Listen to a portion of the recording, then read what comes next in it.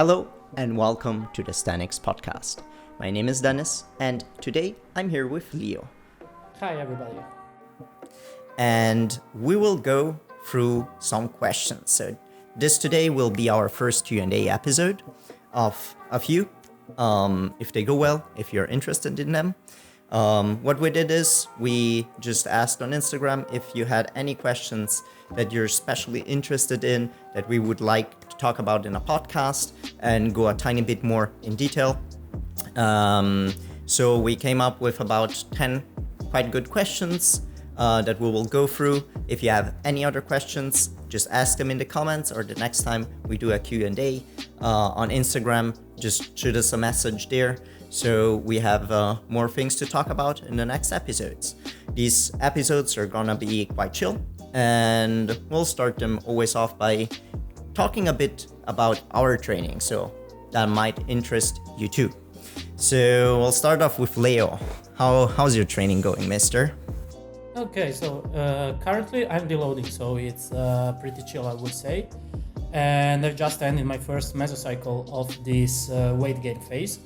Currently, all my focus is on hypertrophy training, and yes, that's it. So the last 2 weeks were really fatiguing.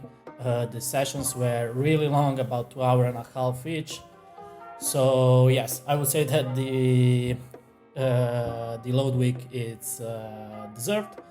And yes, I'm also trying to maintain a couple of skills in the meanwhile that are the front lever, weighted muscle up, planche, here and there, and some push-ups. And yes, that's it.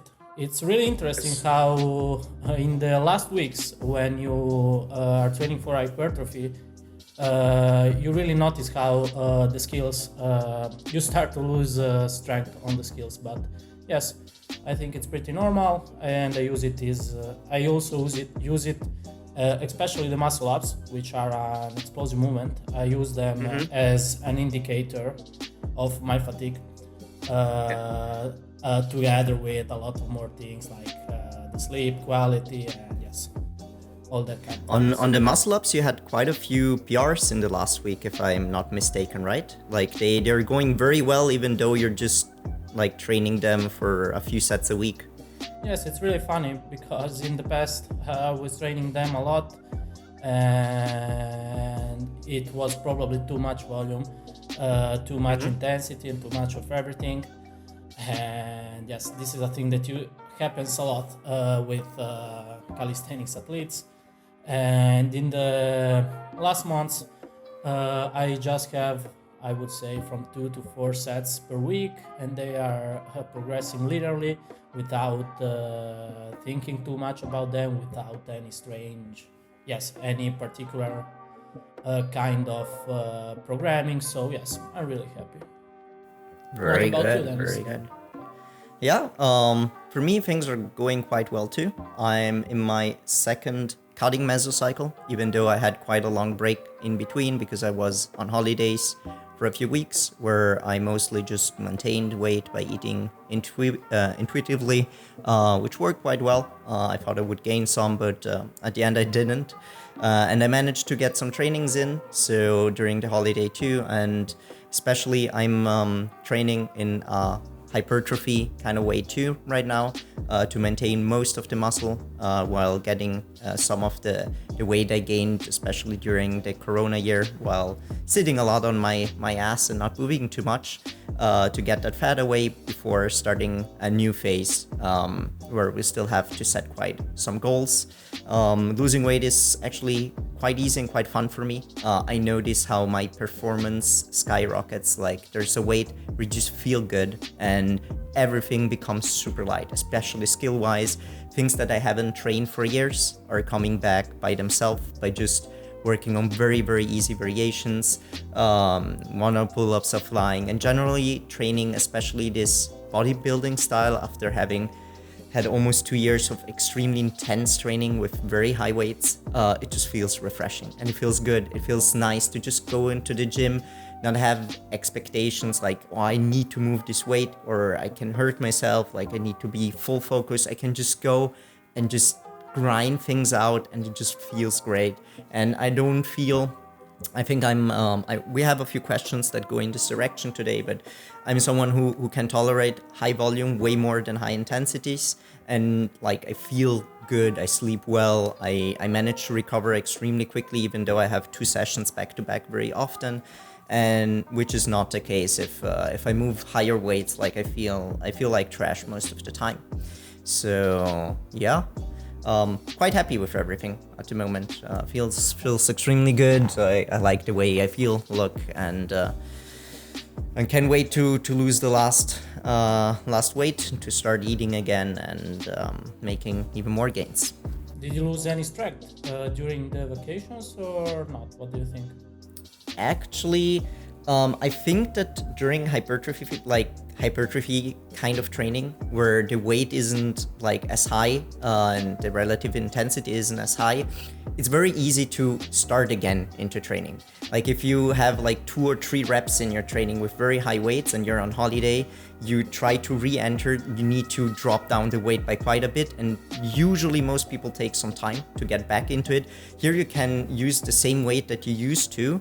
You maybe do 2 reps less, but the next week you can probably do the same as before the holiday or even more, which is super nice. Just to know that you can like go back into it so quickly without any pains. Like, often, like in intensity phases, you're away for a week or sick for a week, you come back and you try the same weight or even 5 kg less, and it just doesn't feel good, and you risk injuring yourself. And so honestly, I trained twice, I think, in the 8 days I was gone, mostly skills, and I wouldn't say I lost any strength.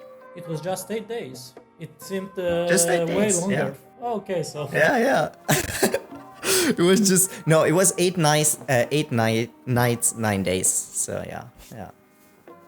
Yo, I think I think we're good. We can start with the questions. Yes. So, first question: does MEV differ between an isotonic and an isometric contraction? If yes, by what degree? Okay, I think we have a few things to clear before. So, what is MEV? MEV is a term used mostly in the bodybuilding world by Mike Israetel. I think he started this concept, and it means minimum effective volume. So the minimum volume you need to actually progress. And an isotonic movement is pure contraction of a muscle, so like a curl, for example. And an isometric, everyone who does calisthenics knows, it's where the muscle is constantly under tension but doesn't go through a shortening or a lengthening phase, and just stays there. The question is if we program, or there's a difference in volume you need to do, or a minimum effective volume to get better. And I will interpret this question in a way that we're not talking like about bodybuilding or building up size, but more about learning a movement, because isometrics are usually brought in connection with that in calisthenics. So I would say, do I need to train more planche than a military press, I guess?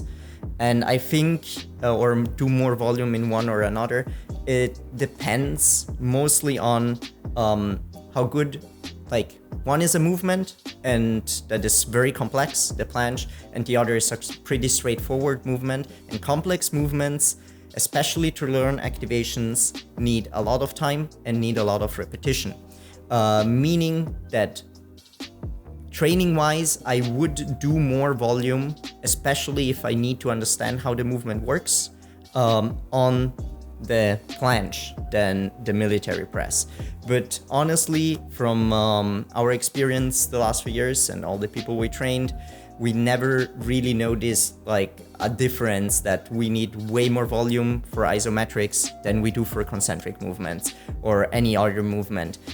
It depends on the goals of the athlete. It depends how well the athlete understands the movement, and it depends how well the athlete tolerates a certain movement, because some people with more than 4 or 8 sets of planche a week get hurt, and others can do 30 plus sets and they don't get hurt. So I think there's not like a question. It's not about this more, this less. Isometrics, hypertrophy-wise, are somewhere between a concentric and an eccentric movement. Fatigue-wise, probably too, if I remember correctly from the literature that I read a while ago. So nothing fancy or special to do there. Mostly to see how the athlete reacts on certain things. Anything to add, Leo? Yes, I would also add that it's really hard to answer to these questions because it's really rare to have a client, an athlete that trains, I don't know, for example, planche, and then he doesn't have any other movement done with concentric and eccentrics that involves the same muscles. So usually when an athlete trains planche, he usually also trains or the military press or the V push-ups or whatever movement for anterior delt. So it's really hard to separate the things. For sure, the more technical is the movement, like Dennis said, so for example, a planche compared to a front lever, the more work it's needed in order to improve the proprioception. So this is the only thing I would add. It's really almost impossible to answer to this question. The best thing, yes, we can say from our data that we didn't notice a significant difference. And the guidelines that we use for normal movements, so with concentric and eccentrics, are usually pretty the same that we implement then for isometrics. But yes, this is a thing that we will answer to the next question, which is very similar. And the only other thing that I would add, yes, that it's also that this is pretty individual. So don't worry too much about that. Set a number of hard sets for each movement at the beginning of your journey, and then from there see how you react to the training. So I wouldn't worry too much about that. It's a thing that you can figure out in a couple of months at least, yes, if you are a beginner. Yes, Very good. I would go with the next question. Yes, that is correlate with this one, which is what is the minimum effective volume you start with for your strength gain phase? Okay, so he's asking about the strength gain phase. So we're not talking about hypertrophy here. In general, the guidelines for a minimum effective volume are about like 10 sets per muscle group. So we try to think about the movements we have in calisthenics, kind of like what the primary movers of these muscle groups are, and start with about like the 10 plus minus sets per week. In a strength phase, or especially a peaking phase, the volume will be a tiny bit lower because you take away most of the accessory work and you focus on the main movements especially. Aside from that, you start from there and then you work up with your weight, and usually most people see a good progress if they like do 8 sets of pull-ups a week.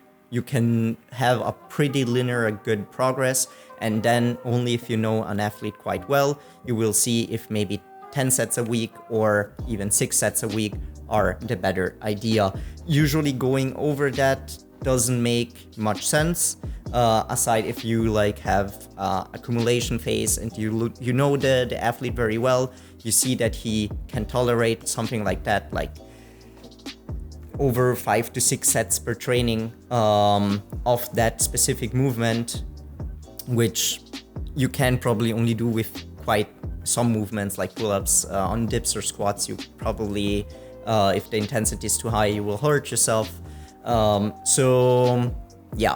I would take these guidelines and start from there and then see how you feel. Like mostly depends how you feel. Are you progressing well? Are the weights going up? If they're not, only is the technique right, and only if you checked all these boxes, I would start playing around with volume. We generally like to keep a very stable structure for volume, change every other thing first, and then only go and change something there if something's not working right. Yes, I would add that usually these guidelines are given considering that you are training only an exercise that involves the same muscle group. So yes, usually it's around 10. One very smart thing that you can do in calisthenics, if you are training weighted, so street lifting and also skills, is to start even lower, because for example there are more movements that involve the same muscle. So okay, if you train only pull-ups and you don't have any front lever or you don't have any muscle up in the plan, then okay, it's okay, start with 10 of course. But if you also have front lever, muscle ups, maybe start a little bit lower, so around 6 or 8 sets. So yes, it's important that it's better to start more conservative and then add up. You can always add up, and to not start with too much volume, because this can generate too much fatigue. Then you have to deload and then you have lost a mesocycle, and also more the volume, more the chances to get injured.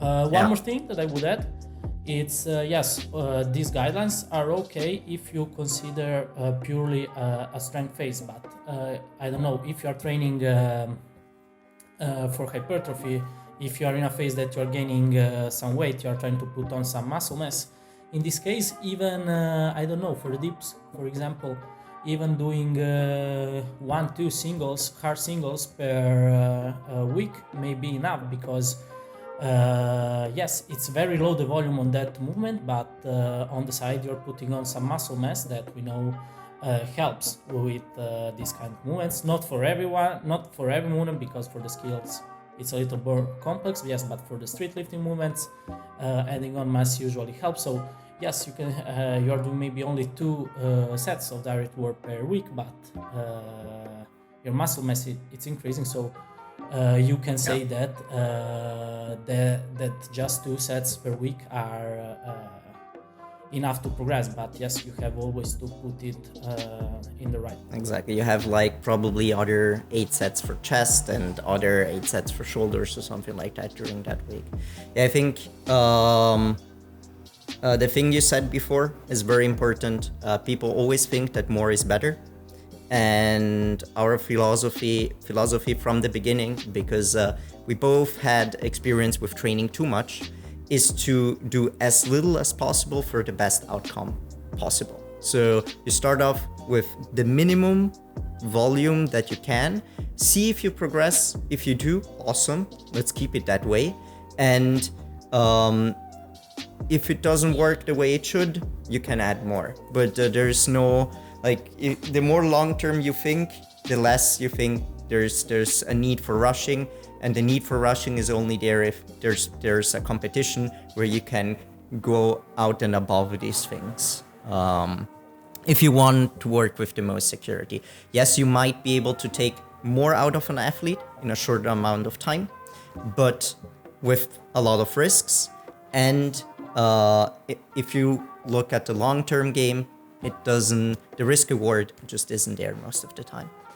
Yes, and then in the future also you will have less cards to play. Let's say, yes, if you start really low, then in the future you have more cards, like for example doing more volume for a short phase, and just that kind of things. You have more things that you can try if you don't progress anymore.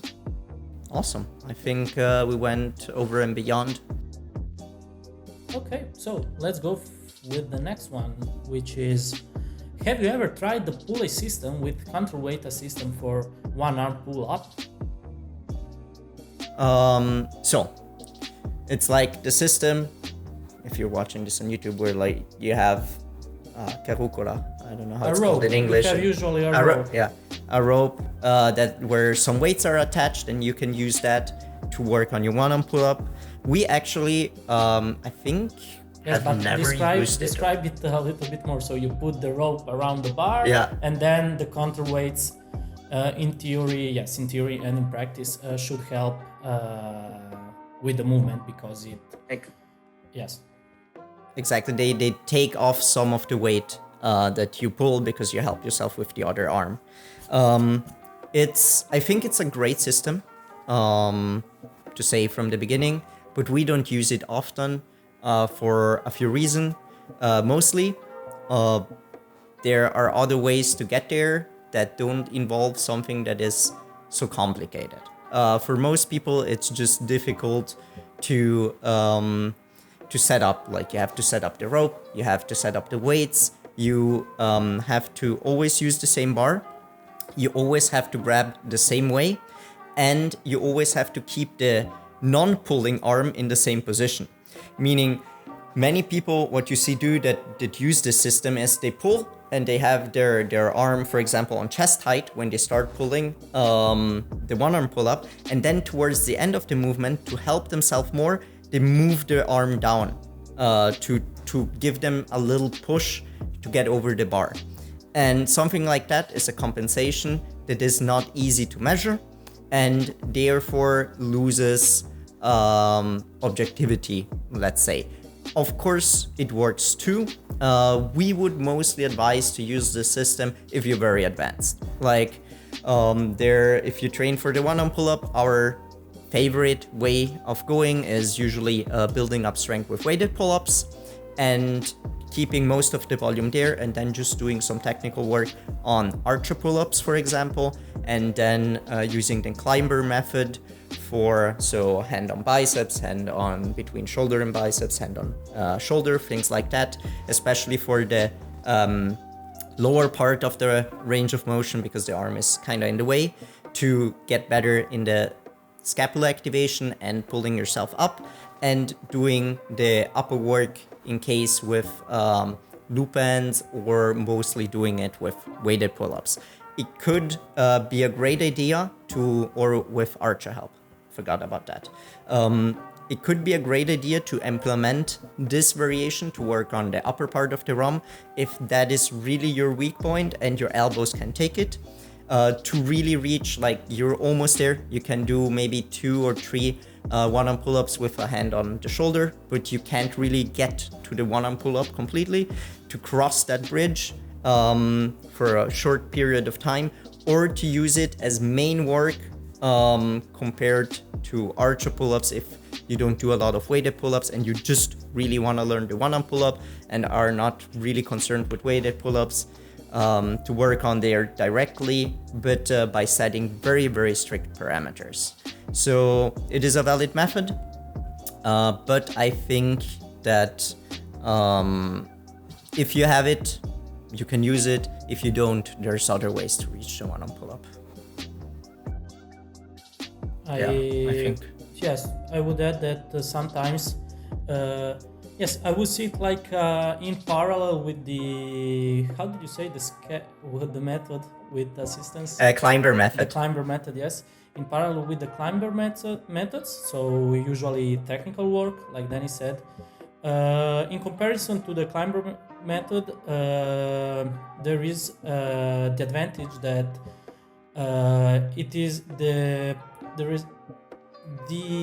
how much the movement is difficult during the entire range of motion, it's pretty constant, while in the climbers method, usually after the first half of the ROM, it becomes really, really difficult, and for some guys also, yes, it is, I don't know how to say, it's uncomfortable, yes, like the arm is in the yes, way for some, exactly. they don't have the right range of motion, or people tend to rotate a lot while doing it. Yes. And they have to fight very hard against it. Yes, and sometimes you can use it like for a strength progression, but remember that in that case, I don't know, in order to work with higher reps, 5 to 6 reps, you will need probably to use a lot of weight on the counter side, and this will change the movement a lot. So the sensations the more weight you use, the less similar to the final movement the exercise will be. But yes, if you don't have that much weight to progress on weighted pull-ups, in these cases can be an option.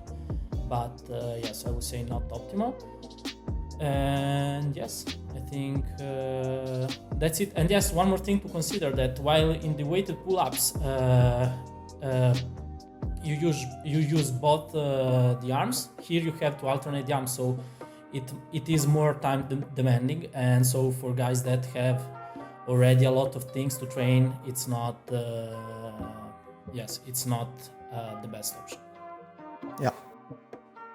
Very good. Next one up. Okay, so number 4. Is a street lifter better if he trains weighted handstand push-ups or deep handstand push-ups? Yes, I would add this is referred to handstand push-ups with back to the wall. Okay. Yeah, I mean, I think there's this idea that someone that does street lifting, so he does calisthenics, and therefore he needs to train all the movement that have to do with calisthenics. And at the moment, with most street lifting competitions, there are 4 movements that are done, which are the pull-up, the muscle-up, the dip, and the squat. And there's no deep handstand push-up in there, or no handstand push-up in there. So you always have to ask yourself, why are you doing this? What is your reason to do? Why would you do handstand push-ups? And most of the people would say, okay, I use it as like not to only to do handstand push-ups because they're fun and you like them, but I would do them for assistance work. And there you have to ask yourself if it's the smartest assistant work that you can do. Most people will say, yeah, it's assistance work for the dip, but the dip is mostly a horizontal pushing movement, and it depends a lot how your dip form looks like and what muscles are the primary movers in your dip. There are some people that use a lot of front delt and a lot of triceps for the dip, and maybe by doing too much direct work, they risk to injure themselves, and they could take into account to use the handstand push-up to put on more mass on the tricep and the front shoulder in a direct way. But I think that's a thing that we said often, like we don't believe in magical transfers. People that are very strong in deep handstand push-up can be very strong in dips if they dip a certain way. But they can too. I can take myself as an example. I'm quite strong in deep handstand push-up, but the dip has always been one of my weak spots. Well, there's athletes out there that are extremely strong in handstand push-ups, and the first time they tried dipping, they did like 80 for 5 reps because they dip like mostly with the shoulders and used 0 chest. And for me to not hurt myself, I have to activate in a certain way that I really want to use more chest, but my chest is very weak. And therefore, a handstand push-up wouldn't be very intelligent assistance work for me. So always ask yourself, why am I doing this? What is the reason? Is it for fun? Is it because I believe in magical transfers? Or is it to put on muscle mass? And in this case, I would generally say, yeah, it really depends. I don't really have an answer for this. I would tell most people use something like a military press if you want to grow your shoulder, because it's easier to progress and put a linear progression on it, or dumbbell presses or things like that, more than a handstand push-up. If you really like the handstand push-up, or you dip extremely tricep dominant, but you can't dip too much because you hurt yourself by doing that, put them as assistance work. And if really the tricep is your concern, I would mostly do them deeper, because the tricep is a tiny bit more prominent there. While if you do them like on floor height, you will feel probably your front shoulder more because of the ROM you go in. I think that's everything I have to say to this question. It's I think like this old idea of, or the calisthenics athlete needs to do all these things, but the more specific you are, especially once you get close to a competition, the more specific you need to be. The more you need to train that movement, Of course, there's cases that really don't like to train that movement, but then I would use other exercises. Military press, probably do something for the chest, which is usually lacking for most people. And you can get out a lot of the chest in the dip. You don't need to do handstand push-ups. Yes, in the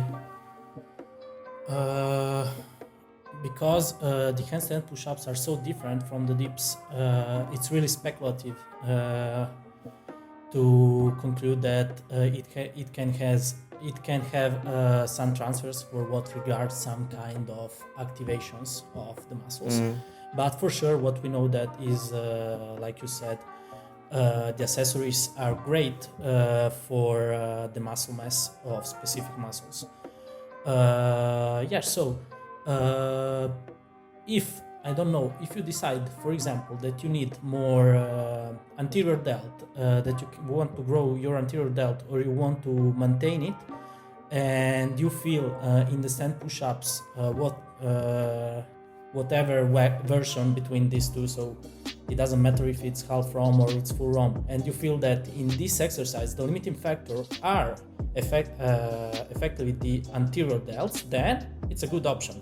I don't know. Yeah. Probably it's not the best because military press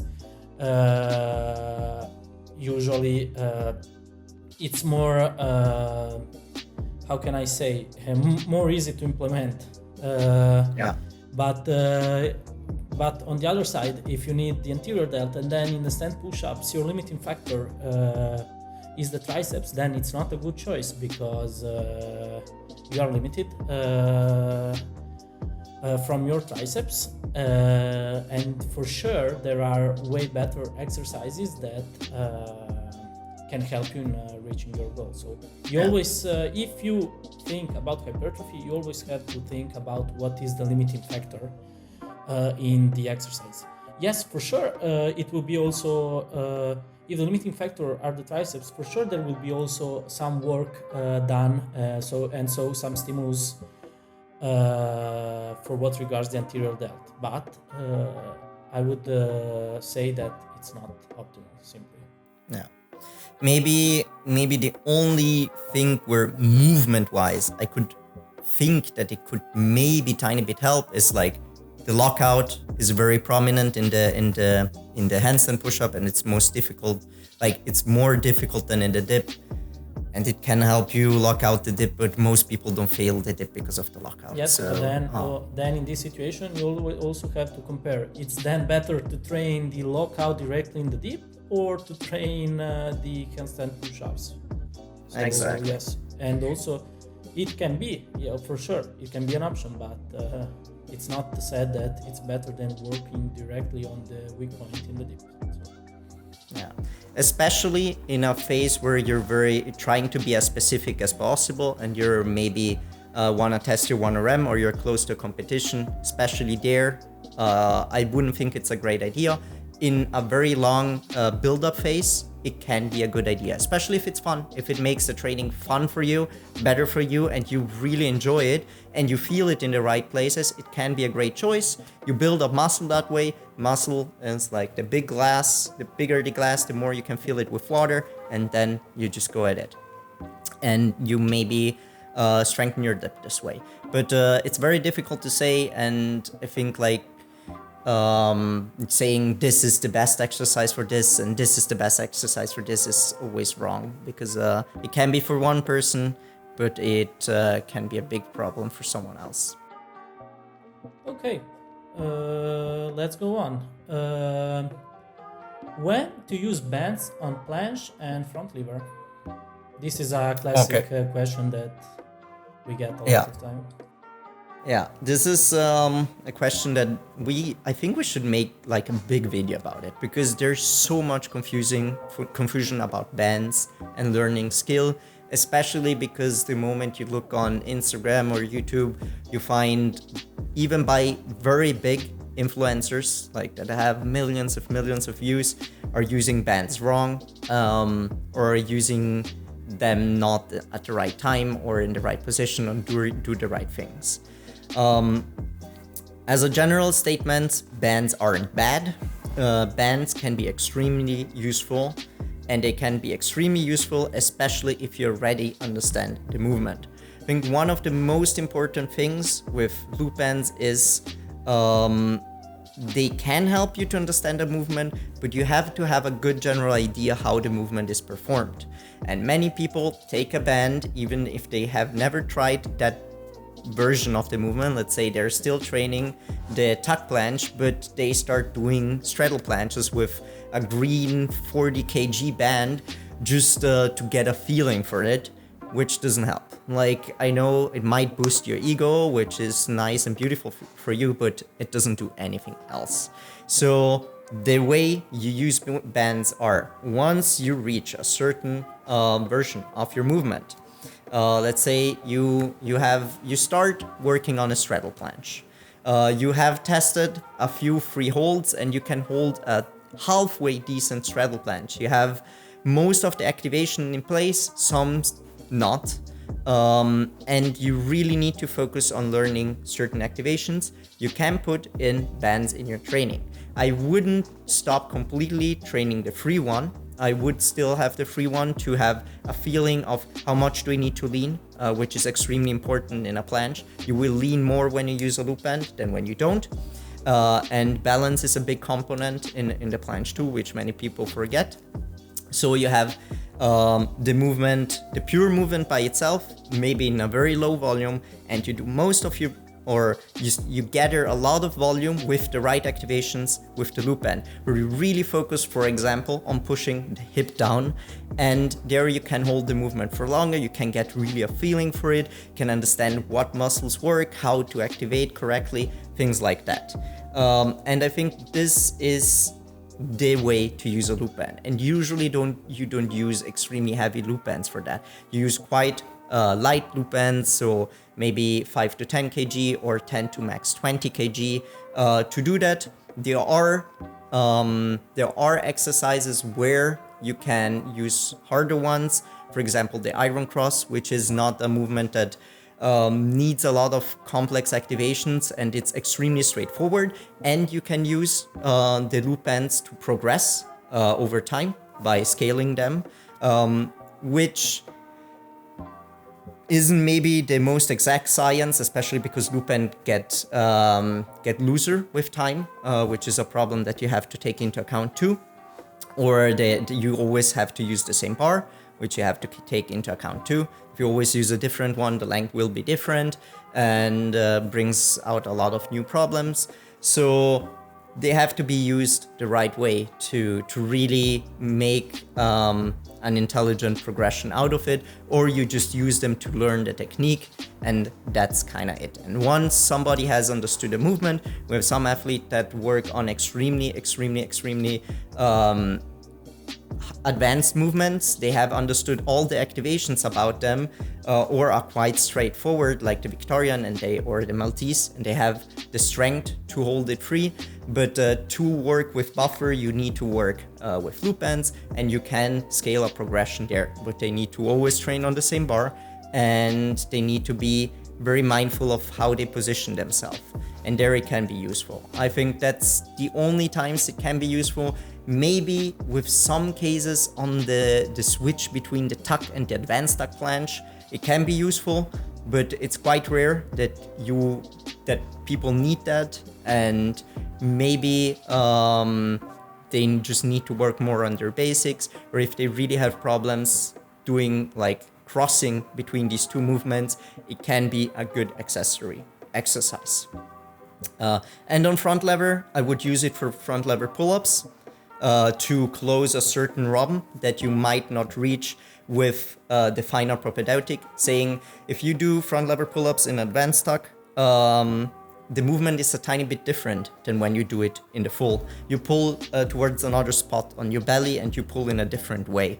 So the path isn't exactly the same between advanced tuck and full. And with a light, very light loop band, you might not be able to close your full front lever pull-up yet, but with a very light loop band, you can work especially on the last ROM, because you help yourself in the first part of the ROM. The second part of the ROM, the loop band will help you less, but will have helped you enough that you can still put on some force and understand the last part of the closing movement.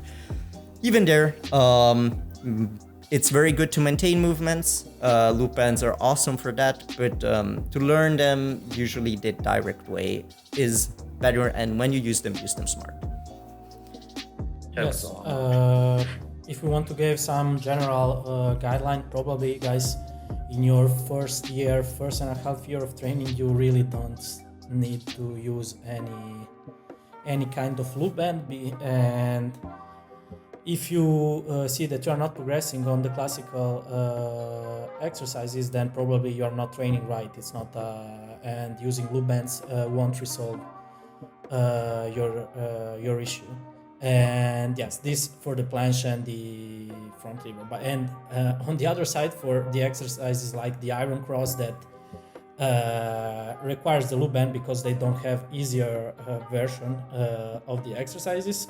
Also in this case you don't need them because in the first year and a half, because you are not going to train Maltese or a Hefesto or an iron cross. I would say it in the first 2 to 3 years of training, if you don't want to get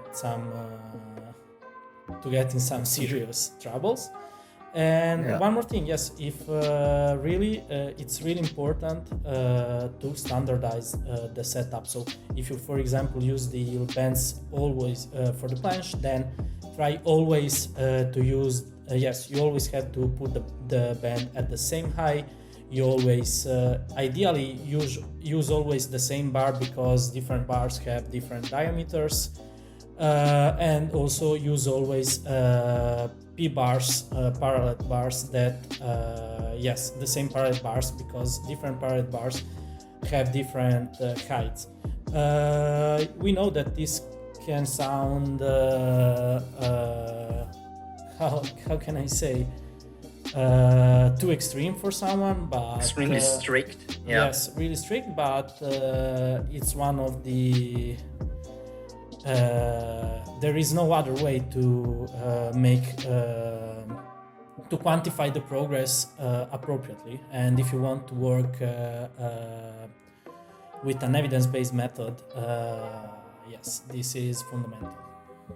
Exactly. I think that's super important that you said that. Like, we see it from a coach's way. Like, from a coach's way, you want to standardize everything as much as possible to be able to tell if the the client's progresses yes or no. And therefore you need all these parameters. If you just train like that, like, usually it works anyway, until a certain point. After a certain point, you need to get to be very exact with what you do to really progress. Otherwise, you will be stuck there. And yeah, one little tip I have, if you want to standardize it, use a ring to hang up your loop band. You can always measure how low you are compared to the ring, and just hang up the ring lower on a higher bar, for example. And I like the ring generally because it goes with the body. So even if you like lean a tiny bit more than you thought, or you do another variation, it will pull the ring a tiny bit with. And yes, super important. Most made mistake ever on loop bands. The loop band needs to be on the planche, exactly where your hands are, and on the front lever where your glutes are. So you see people holding them on the feet. You see people being way too much forward compared to their body when they do loop bands, planches. Ground rule, you see this mistake done all the time, and if you use them, use the right form. Like, I've seen things that are just disgusting, calling them planche push-ups with the hips, like pulled 3 kilometers up by a green loop band. Like, come on. Yes, and usually it's not a problem. It's not your fault, guys, but probably you have seen that from some influencers. So yes. Yep. It will change in time, hopefully. So Dennis, you have time for one more, or? I think I gotta run to the gym today. So I would say we'll keep the next questions. We have a few interesting ones, so stay tuned for the next time. I really hope you enjoyed this episode and you had a fun time. If you have any questions, like I said, Sooner or later we will have a website too, where we maybe have like a Q&A poll, and you can just put your questions in there. And for now, just shoot us DMs on Instagram, and if this gets bigger and people are interested in seeing our faces and hearing our voices, we'll do more of it. So yeah, Leo, where can you find us? You can find us on Instagram and on YouTube. Just type Sthenics and you will find us for sure. And yes, guys, of course, if you have any suggestion or that kind of thing, just let us know in the comments or send us a direct message or whatever. We would really enjoy if you can do that. And yes, that's it. Yeah, and like, comment, subscribe, share the thing if you enjoyed it with your friends. Help them to use the loop ends in the right way. And yeah, see ya!